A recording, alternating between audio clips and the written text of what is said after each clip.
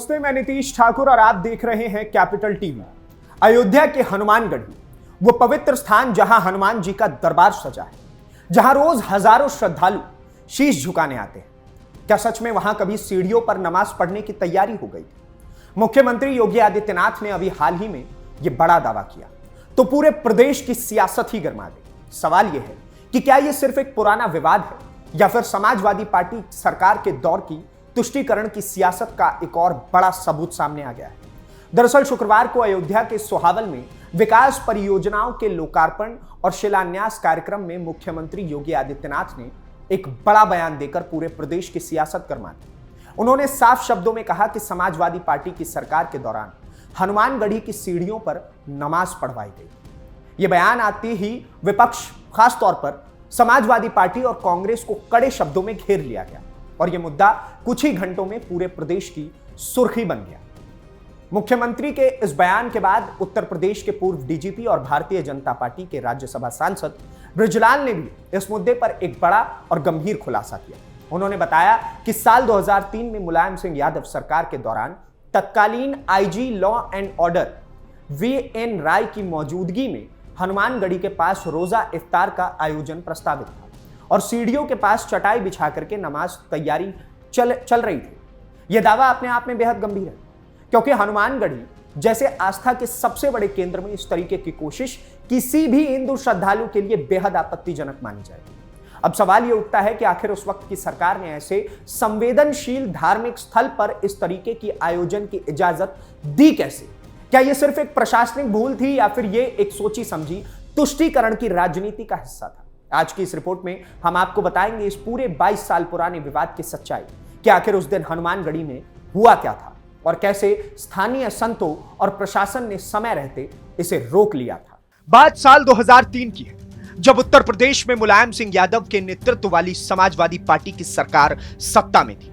उसी दौरान अयोध्या विवाद को शांत करने और हिंदू मुस्लिम संवाद बढ़ाने के नाम पर हनुमानगढ़ी स्थित महंत ज्ञानदास के आश्रम में रोजा इफ्तार का आयोजन कराया गया। इस इफ्तार में बाबरी मस्जिद के मुद्दई हाशिम अंसारी और मुस्लिम नेता सादिक अली उर्फ बाबू टेलर समेत कई मुस्लिम प्रतिनिधि शामिल हुए थे।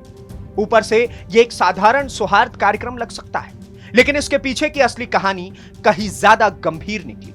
असली विवाद तब खड़ा हुआ जब आरोप लगा कि इस पूरे कार्यक्रम के दौरान हनुमानगढ़ी परिसर के पास ही नमाज पढ़ने की भी तैयारी की गई। पूर्व डीजीपी बृजलाल के मुताबिक फैजाबाद के तत्कालीन एएसपी राजीव सबरवाल ने उन्हें इसकी सूचना दी थी, जिसके बाद स्थानीय संतों और आम लोगों ने कड़ा विरोध जताया।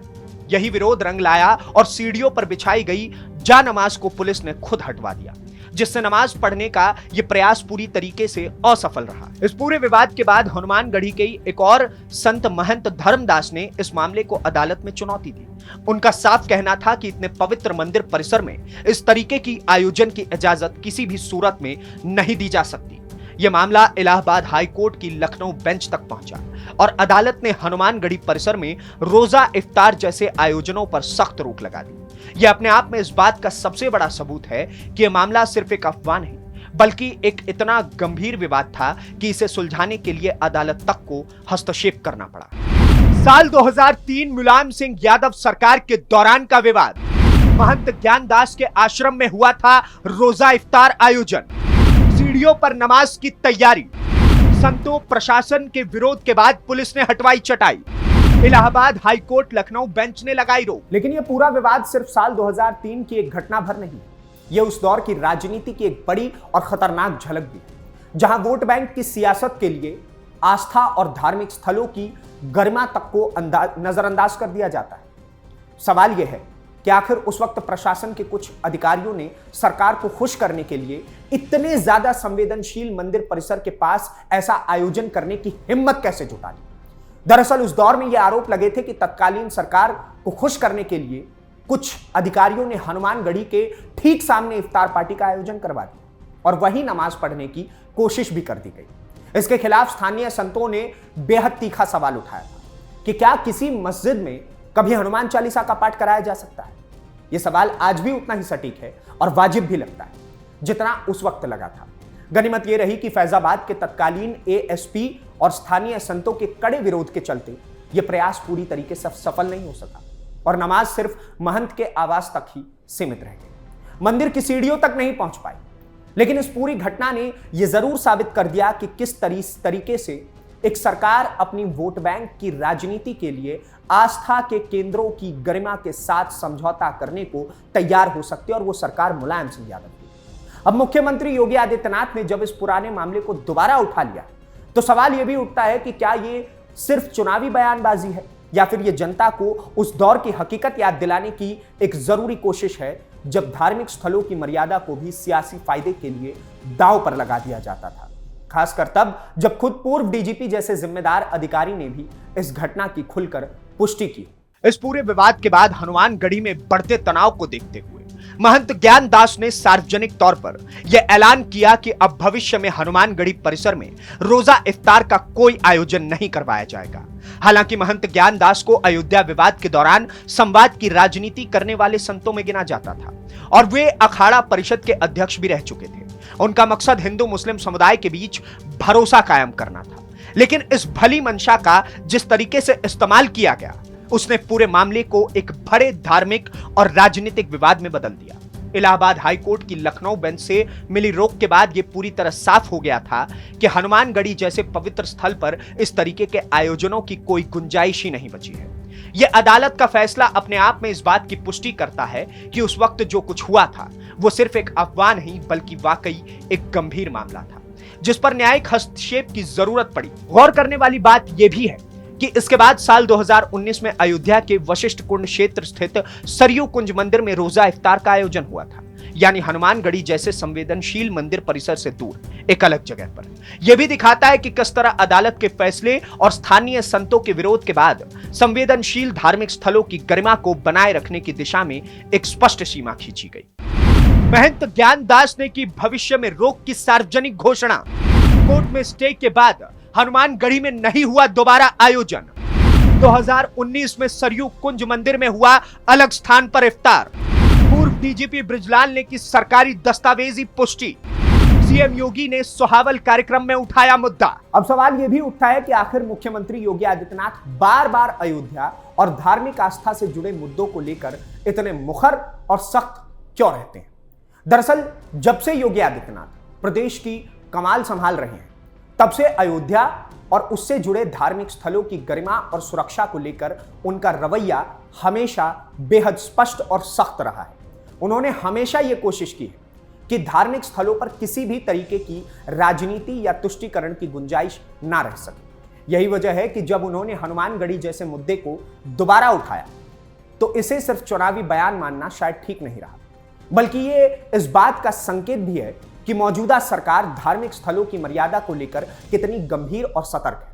पूर्व डीजीपी बृजलाल जैसे वरिष्ठ अधिकारी का इस मामले पर खुलकर बोलना यह दिखाता है कि यह कोई कल्पना या अफवाह नहीं बल्कि दस्तावेजों और गवाहों के आधार पर पुष्टि किया गया तथ्य है। इसके उलट जब यह घटना 2003 में घटी थी तो उस वक्त की सरकार यानी समाजवादी पार्टी की सरकार ने कभी भी इस पूरे मामले पर स्पष्ट सफाई नहीं दी, ना ही कभी यह बताया कि आखिर किसकी अनुमति से मंदिर परिसर के इतने करीब नमाज की तैयारी कर दी। और जब आप जानते थे कि वहां बाबरी मस्जिद और राम मंदिर कॉन्फ्लिक्ट चल रहा है। यही फर्क है आज की सरकार और उस दौर की सरकार के बीच साफ तौर पर देखने को मिलता है। एक तरफ पारदर्शिता और धार्मिक स्थलों की सुरक्षा को प्राथमिकता, तो दूसरी तरफ मुलायम सिंह यादव के शासन में चुप्पी और सवालों से बचने की कोशिश। राजनीतिक विश्लेषकों का मानना है कि मुख्यमंत्री योगी आदित्यनाथ का यह बयान आने वाले समय में एक बड़ा सियासी मुद्दा बन सकता है, खासकर तब जब प्रदेश में आगामी चुनावों को लेकर सरगर्मियां तेज होती जा रही हैं। भारतीय जनता पार्टी नेताओं का मानना है कि यह मुद्दा जनता को यह याद दिलाने के लिए काफी है कि किस तरह समाजवादी पार्टी की सरकार ने धार्मिक स्थलों की मर्यादा से समझौता करने की कोशिश की थी, जबकि मौजूदा सरकार अयोध्या और उससे जुड़े हर धार्मिक स्थल की सुरक्षा को सर्वोच्च प्राथमिकता देती है। वहीं दूसरी तरफ समाजवादी पार्टी की तरफ से अभी तक इस मुद्दे पर कोई ठोस और विस्तृत सफाई सामने नहीं आई, जिससे यह सवाल और गहरा हो गया है कि आखिर पार्टी इस ऐतिहासिक तथ्य को नकार रही है या स्वीकार कर रही है। पूर्व डीजीपी बृजलाल के बयान के बाद यह मामला अब सिर्फ राजनीतिक आरोप प्रत्यारोप तक सीमित नहीं रहा, बल्कि एक दस्तावेजी और गवाह आधारित सच्चाई के तौर पर सामने आ चुका है। समाजवादी पार्टी की तरफ से अब तक नहीं आई ठोस सफाई। पूर्व डीजीपी के बयान ने मामले को दिया दस्तावेजी आधार।